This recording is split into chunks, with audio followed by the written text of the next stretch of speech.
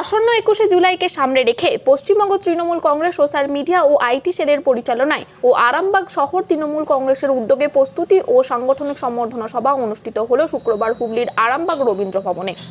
এদিন প্রধান বক্তা হিসেবে উপস্থিত ছিলেন দেবাংশু ভট্টাচার্য, প্রধান অতিথি হিসেবে ছিলেন সাংসদ মিতালি বাগ। পাশাপাশি এদিনের এই সাংগঠনিক সম্বর্ধনা সভায় উপস্থিত ছিলেন হুগলি জেলা পরিষদের সহ সভাধিপতি কৃষ্ণচন্দ্র সাঁতরা মহাশয় ও আরামবাগ সাংগঠনিক জেলা তৃণমূল কংগ্রেসের চেয়ারম্যান স্বপন নন্দী মহাশয়। এছাড়াও ছিলেন পঞ্চায়েত সমিতির সভাপতি শিশির সরকার থেকে শুরু করে সাংগঠনিক জেলার বিভিন্ন নেতা নেতৃত্বরা।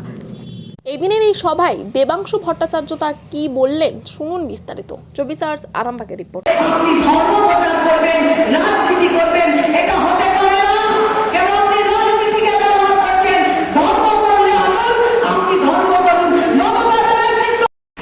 ইলেকশন কমিশনের ওয়েবসাইটে যাচ্ছি আর ভগবানকে খালি একটাই কথা বলছি, ভগবান আমরা যদি 10টা সিটও পাই তার মধ্যে যেন আরামবাগ একটা আসন হয় এবং সত্যি আপনাকে করে দেখিয়েছে। নবনির্বাচিত সাংসদ মিতালিজি উপস্থিত আছেন, মাননীয় জেলার চেয়ারম্যান স্বপনদা উপস্থিত আছেন, এখানে উপস্থিত আছেন সহসভাপতি হুগলি জেলা পরিষদের কৃষ্ণবাবু, এছাড়াও মনোরঞ্জন বাবু থেকে শুরু করে শিশির বাবু, প্রদীপ বাবু, শম্ভুনাথ বাবু, সমীর বাবু থেকে শুরু করে পলাশ বাবু, হায়দার আলী মহাশয়, শেখ নিয়াজুল মহাশয়, ভোলানাথ বাবু, রূপা দেবী, এছাড়া উপস্থিত আছেন সমীরুল আলম মহাশয়, এছাড়া আরামবাগ সাংগঠনিক জেলা সদস্য, ব্লক সভাপতি যারা আছেন, অঞ্চল সভাপতি, পঞ্চায়েত সমিতি, গ্রাম পঞ্চায়েত প্রধান, উপপ্রধান, ওয়ার্ড সভাপতি থেকে শুরু করে সকলে, এবং আমার আইটি যে সদস্যরা উপস্থিত আছেন, যাকে আমি ব্যক্তিগতভাবে ধন্যবাদ জানাতে চাই। এই সায়ন্তন এখানে যেভাবে পড়ে থেকে ওই আরামবাগ লোকসভায় কাজ করেছে আমাদের আইটির তরফে এবং তাকে অ্যাসিস্ট করেছে ঋষিকেশ দা থেকে শুরু করে বাকি স্টেট কমিটির সদস্যরা, আমি সায়ন্তনকে কংগ্রেচুলেট করতে চাই, অভিনন্দন এবং ধন্যবাদ জানাতে চাই। মঞ্চে উপস্থিত ঋষিকেশ দা উপস্থিত আছে, অর্পণ উপস্থিত আছে, আমার ভাইস প্রেসিডেন্ট অর্প ঘোষ উপস্থিত আছে, রাজ্য কমিটির সদস্য অভিষেক উপস্থিত আছে এবং আমাদের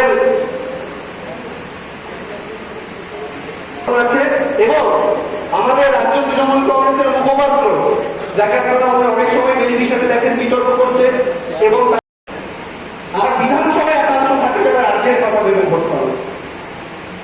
অর্থাৎ এই মাসে ফলাফলটা আপনি দেখছেন 29টা সিট, এটা বিধানসভায় ফলাফল হচ্ছে তৃণমূল 190টা বিধানসভায় দিয়ে, যেটা 19-এ ছিল 164, 190 192, তাহলে 19-এ 164, এবার আমরা এগিয়ে 192, তাহলে 164 থেকে 1 লাখ যদি আমরা 215 হতে পারি, তাহলে ঐকিক নিয়মের অঙ্ক বলছে 192 থেকে যখন আমরা ঝাপটা দেব 2026-এ অঙ্কটা 240-এ গিয়ে দাঁড়াবে।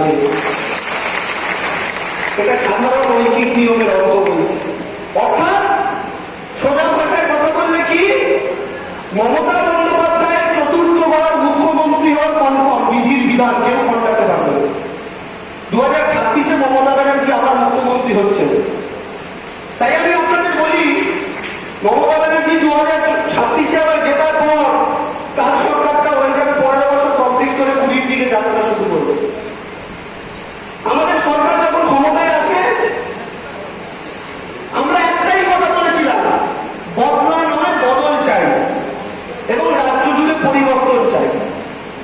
বিজেপি ব্যঙ্গ করে বলে পরিবর্তনটা কি হলো। আমি রাজনৈতিক বক্তৃতা এখানে দেবো না আজকে, আমি দুটো পয়েন্ট না বললেই নয়, কারণ ভোট মিটে গেছে, এখন রাজনৈতিক বক্তৃতা দেওয়ার জায়গা নেই এবং আমার চাইতে অনেক বেশি আপনারা জানেন খুব ভালো মতো।